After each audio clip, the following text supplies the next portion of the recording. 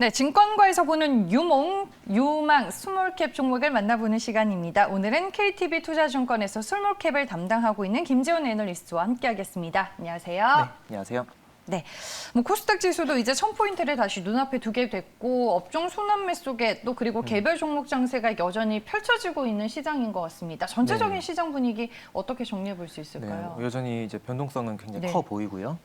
이제 종목장 들어서는 것 같다고 말씀해 주셨는데, 저는 지금 종목장은 좀 기회가 좋아 보입니다. 일단 변동성이 굉장히 좀 컸다가 반등을 하면서 지금 종목장이 좀 펼쳐지고 있는데, 이런 시점에 좀 모멘텀이 살아 있고 그리고 실적이 좀 좋은 종목들 좀 잘 픽을 한다면은 그동안 좀 힘들었던 중성주 시장에서 아웃퍼폼 있을 수 있을 것 같고요. 그래서 모멘텀과 실적이 좀 동반 성장이 보이는 그런 종목들로 좀 픽을 해야 될 시기다라고 보면 될 것 같습니다. 네, 알겠습니다. 저희가 시장 분위기에 대해서 먼저 좀 얘기를 들어봤고요. 이제 유망 스몰캡 3개 종목들 하나하나씩 만나봐야 될 텐데 감성 코퍼레이션이라는 종목부터 보겠습니다. 의류주로 이제 분류가 되는 종목인데 최근에 리포트가 나왔잖아요. 네. 어떤 브랜드로 유명한가요? 네. 네. 이 회사가 원래는 의류 브랜드 회사가 아니었습니다. 네. 네, 이제 스노우피크라는 캠핑 글로벌 캠핑 브랜드를 라이센스 해와가지고 이제 국내에서 의류 사업을 시작을 한 거고요. 아, 일본 브랜드예요? 네, 맞습니다. 네. 일본 캠핑 브랜드고 캠핑계에서는 아주 유명한 브랜드고 캠핑 하시는 분들은 다들 아실 거예요. 캠핑계 뭐 에르메스, 캠핑계 샤넬 뭐 이렇게 불리는 네. 굉장히 고가 제품이고요. 이 브랜드에서 브랜드만 가져와서 의류 사업을 한다라고 보시면 됩니다. 뭐 과거에 사실 이런 식으로 해서 성공한 회사들이 많이 있죠. 내셔널 지오그래피, 디스커버리 다들 이제 해외 브랜드 라이센스 해와서 국내에서 어페럴 사업 런칭해서 굉장히 큰 성공을 거뒀었고 지금 스노우피크도 이런 성공을 가기 위한 첫 번째 발을 잘 띄었다라고 저는 보입니다.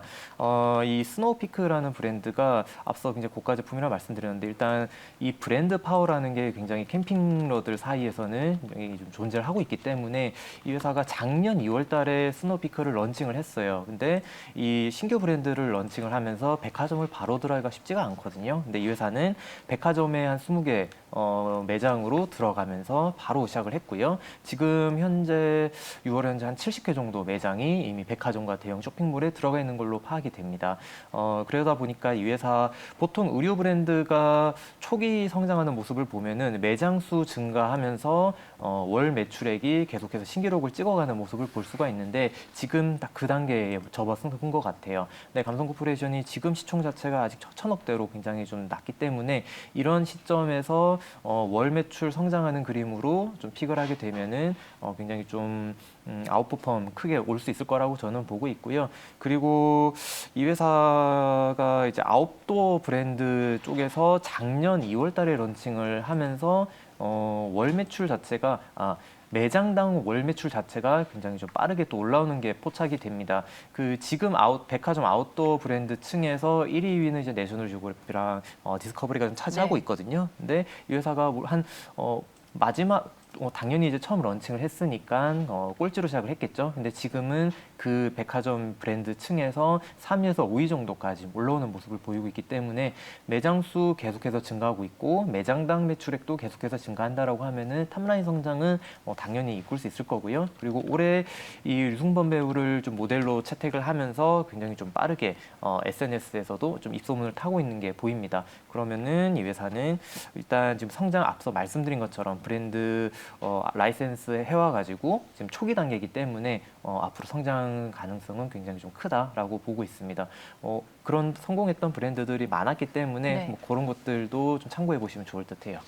원래는 이제 모바일 기기 사업 쪽을 하는 회사였는데 정리를 네. 하고 의류 브랜드를 시작했다라고 말씀해 주셨습니다. 최근에 뭐 매장 수 빠르게 증가하고 있는 거 긍정적으로 볼 만한 포인트기는 한데 혹시 주가에 부담이 될 만한 요소나 리스크는 따로 없나요? 이 네, 종목? 맞습니다. 이 부분 뭐 모든 주식은 리스크가 있기 때문에 이 네. 부분을 보셔야 되는데 6월 21일 날 이제 12 전환이 좀 있습니다. 12 전환 상장 이슈가 수가 있기 때문에 그 부분에서 물량 부담은 좀 있을 수 있다라는 거는 좀 확인을 하셔야 될 것 같고요. 그리고 네. 아직 잔여 물량이 조금 있기 때문에 그 부분도 좀 체크는 해보셔야 할 것 같습니다. 네, 알겠습니다. 이렇게 해서 첫 번째 종목은 감성 코퍼레이션으로 만나봤습니다. 김지현 애널리스트가 6월 11일에 내놓은 리포트 내용이었습니다.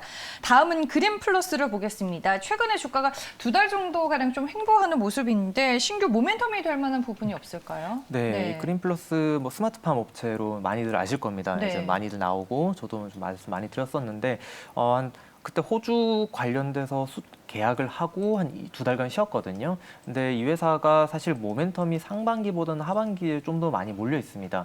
그리고 2분기 실적이 이 회사 기대해볼 만한 부분이 굉장히 커요. 왜냐라고 하면은 이 회사가 1분기 실적이 서프라이즈를 기록을 하면서 그때 주가가 좀 오르기 시작을 했었는데 1분기 실적 서프라이즈 요인 자체가 국가에서 시행하는 그 스마트팜 밸리에서 수주 금액이 들어온 것 때문이었거든요. 근데 이 수주 금액이 1분기보다 더 큰 금액이 2분기에 들어옵니다. 그러면은 2분기 실적 호조는 뭐 당연한 수순으로 들어가게 될 거고요. 그러면 2분기 실적이 좋은 와중에 이제 모멘텀은 어떤 모멘텀이 있냐라고 살펴봐야 될 텐데 이 회사가 일단 호주 계약을 했던 건이 6월 달에 좀 호주 정부와 우리나라 정부가 좀 대대적으로 만나서 세레모니를 할 거예요. K 스마트팜 수출 관련해서 세레모니를 하면은 이 스마트팜 테마에 대해서 다시 좀 부각이 받을 수 있을 거고요.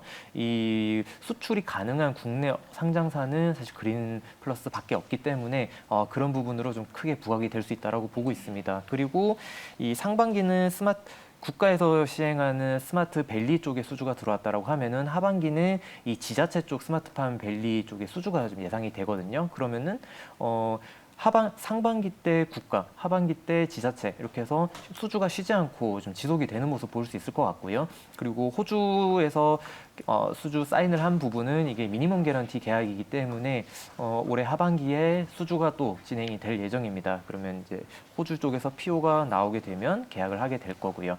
그래서 요런 모멘텀이 있고 또 한 가지 모멘텀이 있는 게 하반기 연말쯤 되면 또 중동 쪽에 스마트팜 수주 모멘텀이 있습니다. 근데 이 부분은 호주랑은 금액적으로 좀 비교가 될 수 없을 만큼 큰 수주기 때문에 네.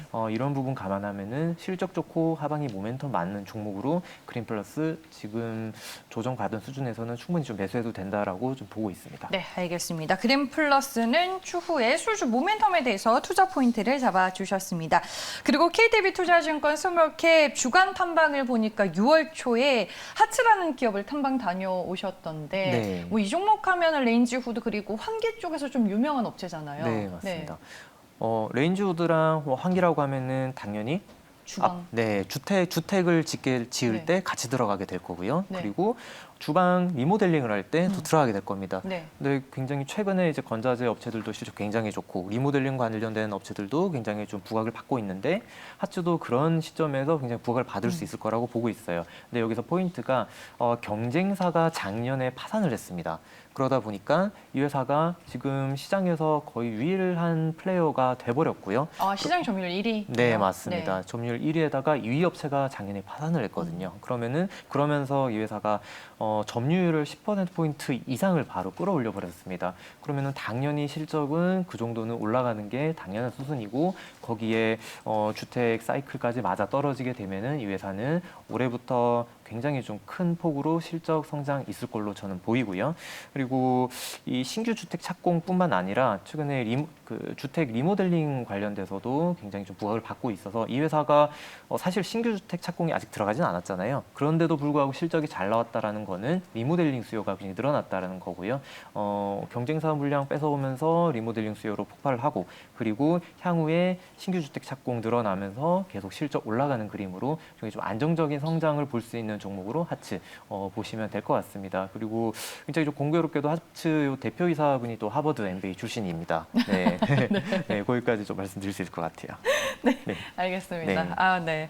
뭐 제가 언급을 드려도 될런지는 모르겠는데 결국에는 정치 테마주로 이준석 대표와 조금 엮일 네. 수 있는 연결고리가 있다라고 팁을 주셨는데 생각지 못한 부분이었고 그러면은 주가는 오늘 이제 좀 조정을 받고는 있는데 어제 보니까 신고가를 찍었더라고요. 여러 가지 뭐 리모델링 수요 지속적으로 증가를 하고 여기에 입주 사이클 도래할 경우에 매출 볼륨도 또한 증가할 텐데 주가 상승 포텐셜 여전히 좀 남아 있다라고 보시는 거예요. 네, 맞습니다. 네. 왜냐하면은 이 하츠 같은 경우에는 실적 모멘텀으로 주가가 우상할 수 있는 회사이기 때문에 네. 이제 2분기 실적은 1분기보다 좋을 거고요. 하반기는 상반기보다 실적이 좋을 겁니다. 그러면 이렇게 실적 모멘텀이 매 분기 있는 종목들 같은 경우에는 뭐 단기적으로 주가가 출렁임은 있어도 우상향하는 장기적인 그림은 유지가 되는 그림이기 때문에 지금 밸류에이션으로 봤을 때도 뭐 한 9배, 10배 정도 수준밖에 되지 않아서 굉장히 좀 안정적으로 가져갈 수 있는 종목으로 말씀드리고 싶습니다. 네, 알겠습니다. 하츠를 끝으로 오늘 증권가에서 보는 유망 스몰캡 종목